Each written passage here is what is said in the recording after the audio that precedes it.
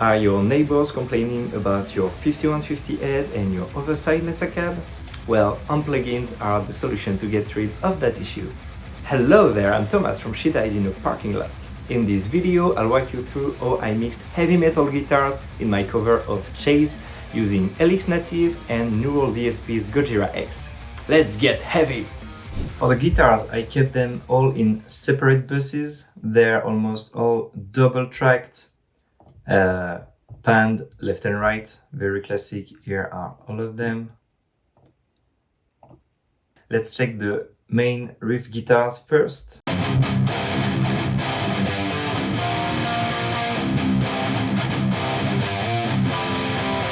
I used Helix Native with a really simple setup.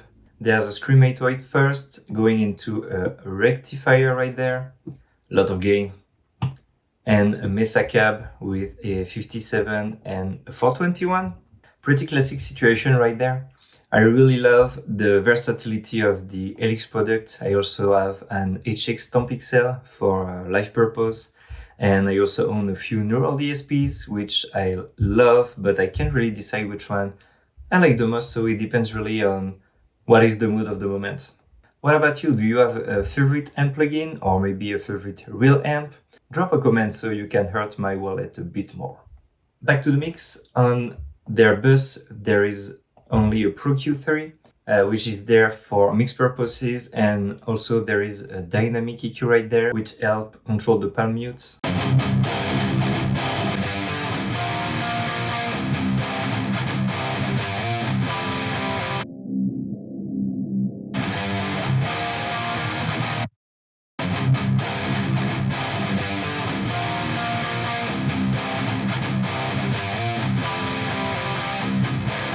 I think I need to show you the guitar bus master right now, because everything here affects all the guitars since they all have almost the same settings and almost the same tones. It also helps control frequency buildup and help shaping everything for the mix. There is an EQ to tame the 200 Hz frequency right there, and also some EQ notch to get rid of those whistling frequencies.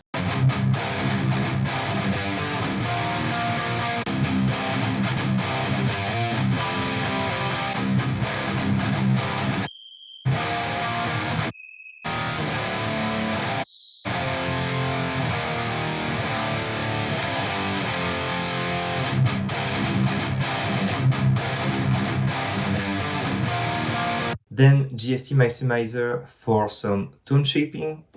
You'll find some low-end control, tone shaping right there, and a bit of exciting.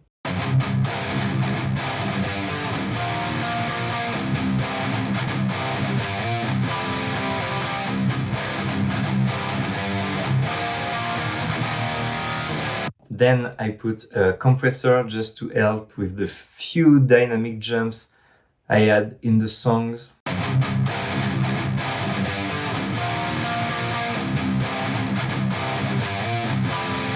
Then I have an imager for a bit of stereo spreading.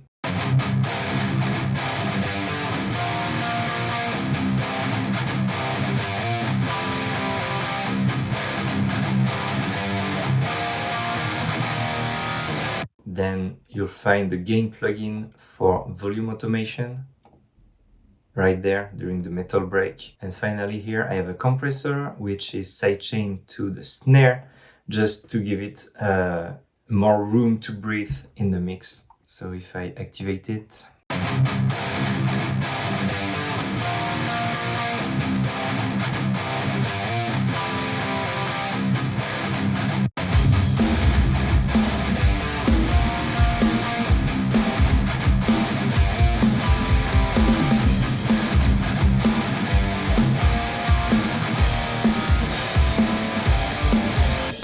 that way the snare really just pops up a bit more in the mix, because sometimes it gets a bit busy with the guitar, the synths and everything. Then I have a second guitar that doubles the first one on certain part of the song. It's basically the same native preset and general EQ as the first one right there.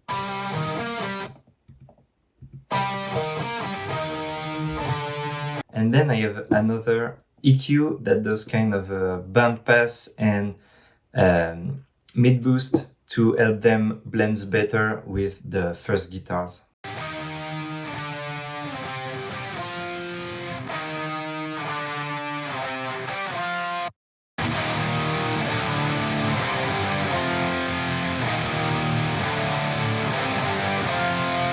Next, on the interverse bridge right there, I have two pairs of guitar and another centered one right there. The first one, I used the same EQ as the main guitars.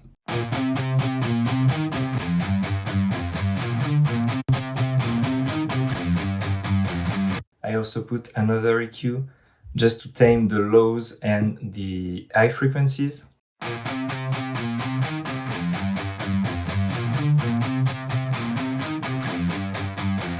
That way, those guitars are a bit more mid-focused, and that helps create a bit more contrast between the two verses. And then I have a gain for volume automation right there. Then on the second and centered one, I only have the Pro Q3.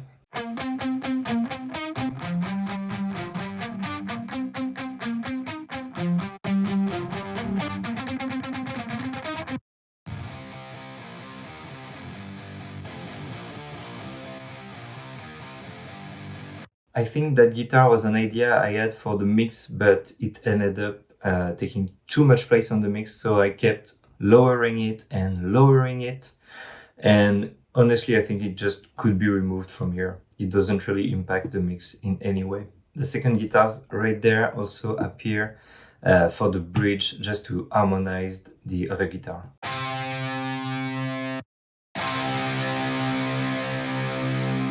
That's all what they do, they just harmonize and octave up the guitars.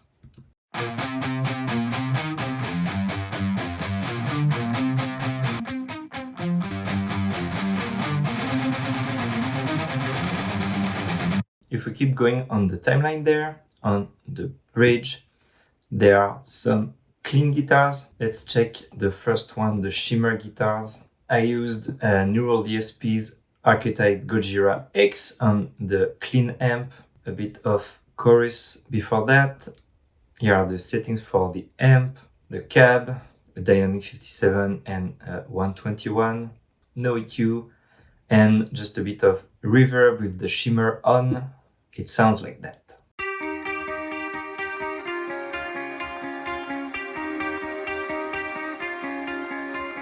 On their bus, there is some compression to help with the dynamic.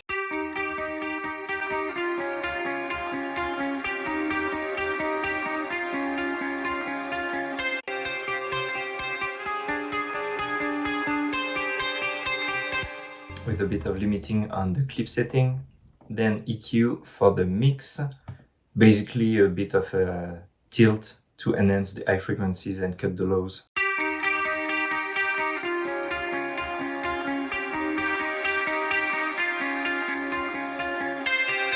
The Pro Q3 right there, to cut the subs, cut a bit of mid frequencies and tame the 3K area with the dynamic EQ.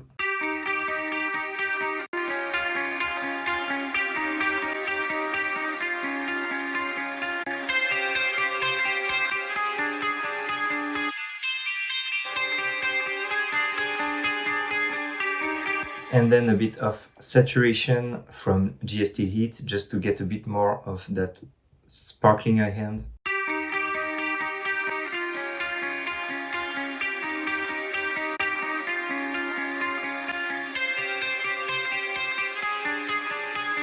And then there are the clean strummed guitars. I used Gojira X again. I think it's almost the same preset as before. So here's the amp. No pedals, no effects. Here's the cab, no EQ, and effects is just the reverb. I think it's the same but without the shimmer on. And I also have a centered guitar just to fill the stereo spectrum a bit. Sounds like that.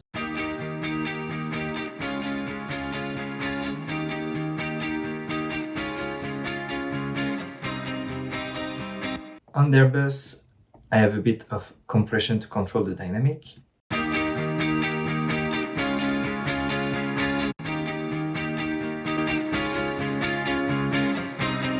There is a bit of EQ for mix purposes, so just boosting the bass, cutting some mids, and enhancing some high end.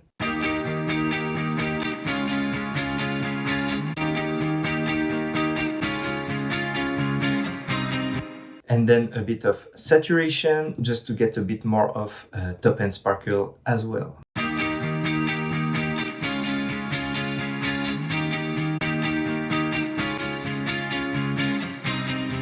So all of them together.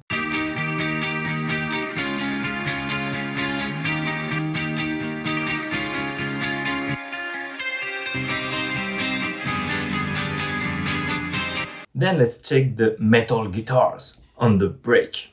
I also have two pairs right there. Let's hear the first one. So it's those two right there. This one here is just for the pinch harmonic effect. I will show you that later. I also used Helix Native.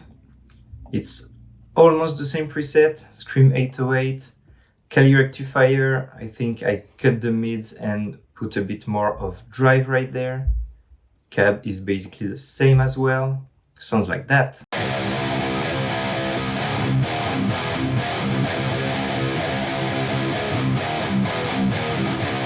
On the bus, there is a Pro Q3, which is the same EQ as the main guitars, or almost the same.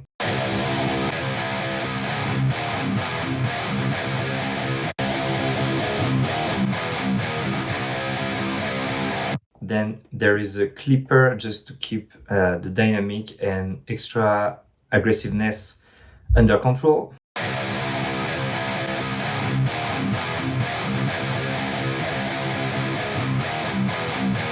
Then there is another Pro Q3 to create a bandpass effect for the second part of the break, which is automated. Let me show you that. It's right there.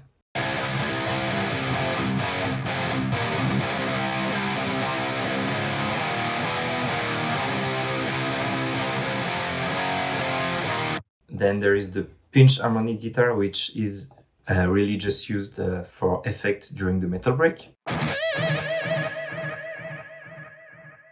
It's the same Helix preset.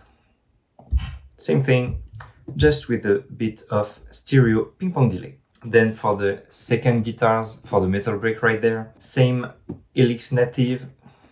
There you go. Sounds like that.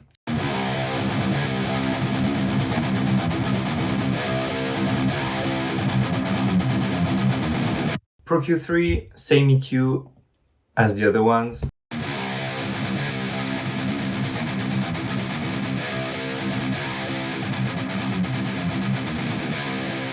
Maybe it's a bit different, but I think it was to help those guitar blends with the first ones.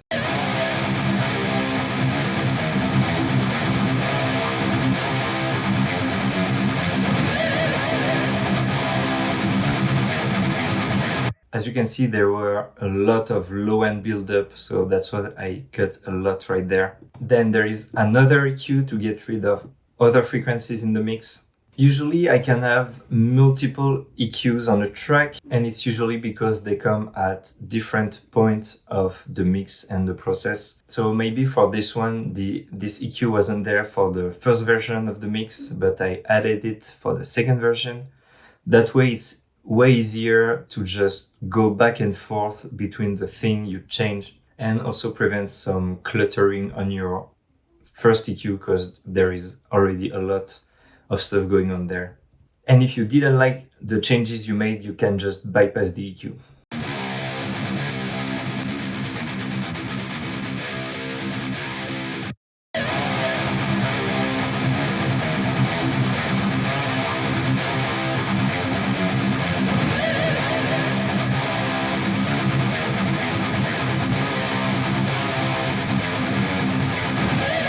And same thing as the other ones, I also have a clipper just to keep the dynamic and the palm mutes under control.